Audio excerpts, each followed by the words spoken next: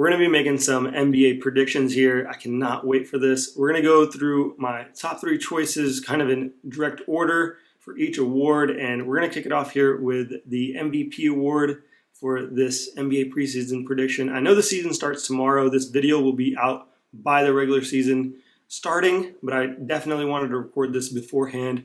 For MVP, I have Shea, then I have Luka, and then I have Jokic.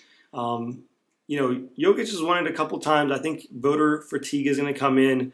Luka, I don't think he's just not going to get as many wins as the Thunder are, and that's where I think Shea's going to still average the 30 points, still be super efficient, and have a better case due to the win total. And that's what I'm predicting. We'll be at at least 62 to 65 wins. I just don't think the Mavericks are going to keep up. Maybe there'll be a 5 or a 6 seed, maybe a 3 seed, but I think the win gap will be enough where Shea will deserve and earn this award that he's gotten second last year. So I think he's definitely destined to get it this year for sure. Of course, Luka had those crazy averages, so if he does that again, he'll really be contending really closely. But I think the win totals is what's going to make the analyst and the media people really vote for Shea.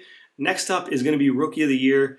This was something that I really debated against because I'm a huge Zach Edey kind of hater. I really don't mess with his game, personally speaking. So it was really tough for me to pick him at the number 1 spot, considering I didn't really think he was even a lottery level player. But he's really proven me wrong, and that's perfectly fine. Once you're in the NBA, you can prove that, and I think he's going to do that again in the regular season. So I got Zach Edey. I have Reed Shepherd over on the Houston Rockets in second. I think he'll just not have enough playing time because of how deep that roster is. It won't be consistent enough for the amount of point averages that he needs to get. And the third person is going to be kind of a dark horse guy that I actually think can beat Zach Edey. And the person that has to be, that person is whoever can average more points, because Zach Edey is going to be averaging the points and rebounds and kind of having those double-double games and, be pretty close to averaging a double-double. So the only other person that can come to my mind that can get enough opportunity was Dalton Connect over on the Lakers. I think he can actually win this award if he gets enough opportunity. The next award we're going to be looking at is the DPOY award.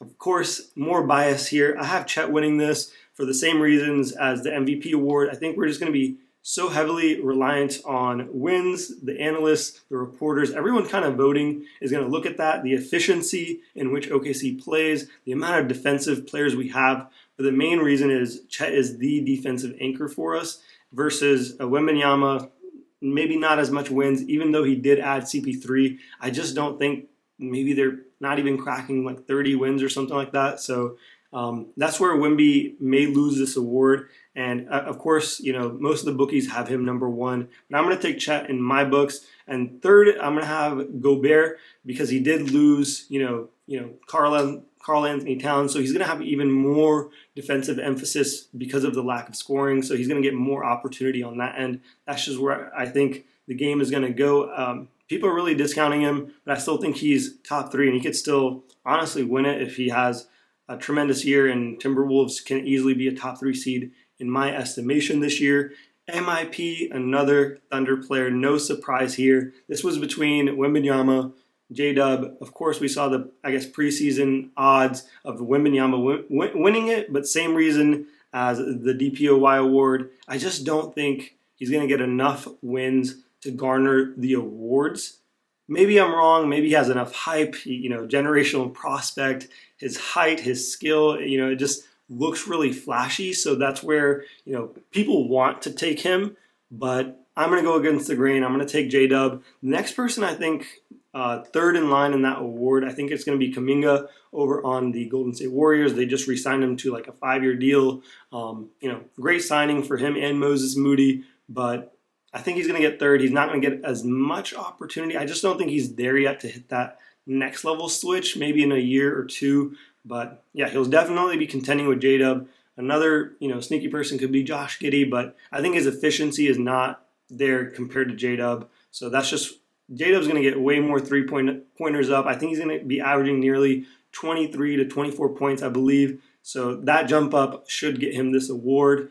The next award we have on the ballot here is the sixth man award. We have the person that I'm going to select is Benedict Mathurin over on the Pacers. I know Malik Monk is, of course, a top pick. Naz Reid, that's kind of the order that I have it in is, Mathurin wins, and then Monk, and then Reid.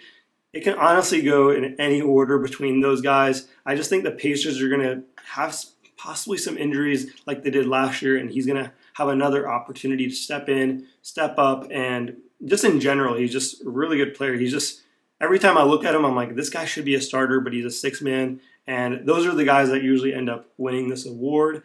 Coach of the Year, I have Tibbs winning this one, and then the Grizzlies coach, Jenkins, in second, and third, I believe Budenholzer. Having Kevin Durant, having an actual point guard this year will be helpful with Tyus Jones joining the club. He's generally a winning coach. We saw what he did with the Atlanta Hawks, so that's where I kind of have him third. The Grizzlies could get, a really high seed with John Morant coming back. We saw what they could do, but I think Tibbs' overall amount of players that they got, they're just going to have way more wins, so I think he's going to be kind of the person that wins this. And last award that we're going to be covering here is definitely the Clutch Player of the Year award.